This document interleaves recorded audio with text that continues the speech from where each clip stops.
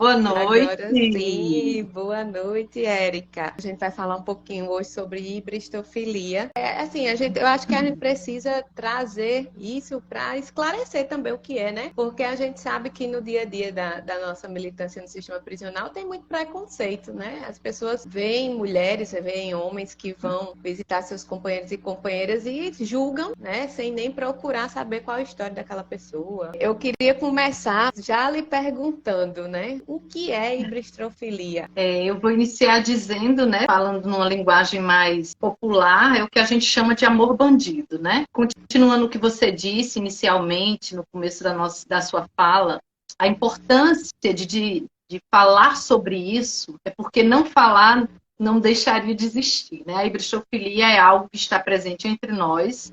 As pessoas, elas realmente têm muito preconceito porque criaram um estereótipo de mulher de preso, né? Então, para as pessoas, geralmente, mulher de preso é aquela mulher iletrada, é a mulher que é feia, descabelada, que não tem dente, né? E o encantador da gente falar sobre a hibristofilia é que a gente depois termina vendo que não tem como a gente fazer um perfil, porque a hibristofilia ela está presente em todas as categorias da sociedade, né?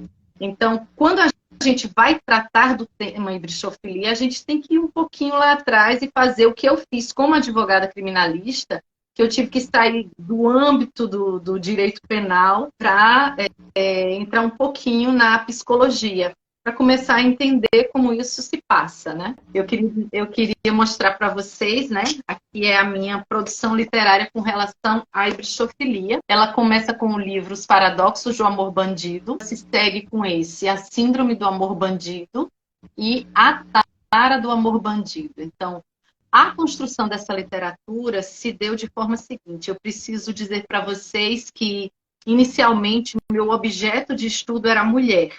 Então, todos os primeiros anos, eu acredito que os 8 primeiros anos, eu tenho 10 anos de pesquisa da hibristofilia, então durante os 8 primeiros anos, apesar de eu saber que existiam também homens hibristófilos, mas eu não tinha acesso a esses homens e eu também não imaginava que eles poderiam estar tão perto de mim, né? Falar de mulher de preso, falar de mulher que se relaciona com bandido, para mim, é algo muito especial no sentido de que é uma descoberta, é uma realidade, é algo que existe, e a importância de falar sobre isso é que a gente possa inicialmente entender que é uma questão comportamental, ou seja, não é uma escolha dessa mulher de dizer, eu acordei hoje, eu vou me apaixonar por um bandido. Então ela tem, digamos assim, essa atração, ela se sente atraída por esse homem que comete delito sem que ela possa ter controle sobre isso. E aí depois a gente vai falar sobre essa questão de parafilias, de tratamento, né? Mas aí, inicialmente, o que foi que eu fiz? Eu fui e publiquei aqui a história de 5 advogadas e falei um pouquinho da minha atuação criminal. Quando eu já tinha o conteúdo do segundo livro prontinho, só que eu falei, não, vou esperar um pouquinho para que as pessoas possam digerir, né, e saber, poxa, se ela está falando das advogadas, é porque é algo que é interessante, é algo respeitável, é algo sério, né? E foi bem interessante porque quando eu lancei esse livro, e eu só investigava mulheres, eu cheguei um dia numa unidade prisional e um guariteiro me chamou e perguntou se eu era a advogada que estava escrevendo sobre pessoas que se relacionavam com presos. E esse o guariteiro ele era muito sisudo, né? Eu gosto de enfatizar isso porque ele sempre foi muito sério, ele sempre era educado, de dar bom dia, mas ele era sempre muito sério. E aí eu confirmei que era eu, e aí ele abriu um grande sorriso e ele disse, a senhora quer ouvir minha história? E aí eu tive o contato com o primeiro homem hibristófilo. E aí foi quando ele começou a me contar como era a rotina dele, que ele era guariteiro, e ele disse que desde que se apaixonou pela apenada, e aí, no caso, ele teve 3 casos distintos, né?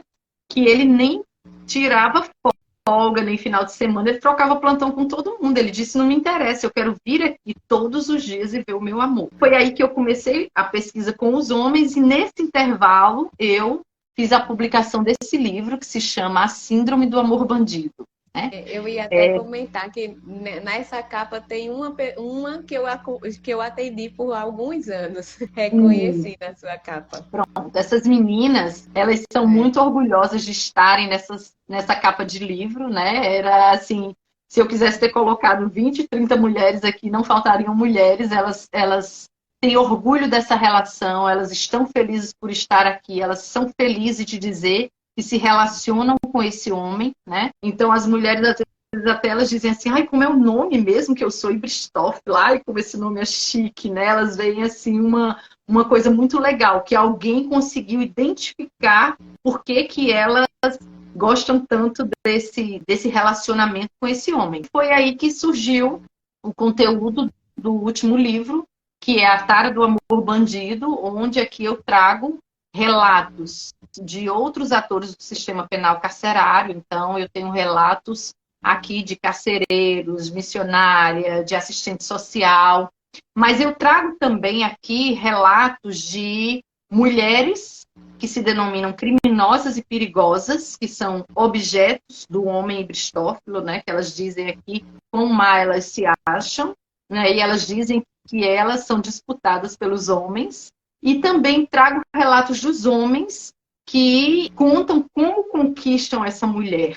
Então, assim, aqui eu fecho trazendo relatos do objeto de desejo da pessoa ibristófila, né? E aí, quando a gente vai analisar essa parte da psicologia, como é que a gente entende a ibristofilia nessa história toda? É o seguinte, as parafilias, como eu disse, são comportamentos considerados paralelos ao amor, seja anormal, e aí a ibristofilia estaria nesse amor pela pessoa de conduta desviante. E aí, outro exemplo de parafilia, para a gente entender, o voyeurismo, que é o desejo, quando você se realiza sexualmente, em ver outras pessoas tendo relação.